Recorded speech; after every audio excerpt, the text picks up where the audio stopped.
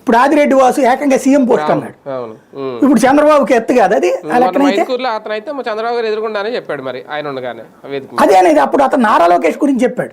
అదే లోకేష్ గురించి deputy CM అన్నాడు. అవును డిప్యూటీ సీఎం అన్నాడు. అది ఇక్కడ వీళ్ళకి కూడా ఒక ఆలోచన ఉంది.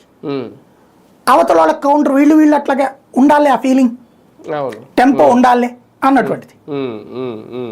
ఇక్కడ మీరు ఈనాడు జ్యోతి బిగిన్ చేసినాయి. ఇప్పుడు ఇతని పాజిటివ్ గా లోకేష్ కి డిప్యూటీ సీఎం అన్నది పెరుగుతోంది అన్నది.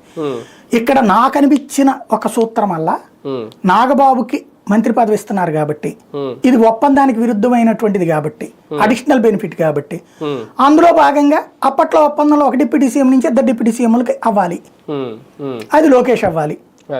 ఇప్పుడు ఇద్దరు కూడా మానసిక సంతృప్తి పరుచుకోవాలి. ఇది సమస్య. అడ్జస్ట్ అవ్వాలేమో సార్ రేపొద్దున కలిస్తే ఇద్దరు, పవన్ కళ్యాణ్ లోకేష్ కూడా. చంద్రబాబు పవన్ కళ్యాణ్ అనుకుంటే ఈ సమస్యని కంట్రోల్ చేయగలరండి.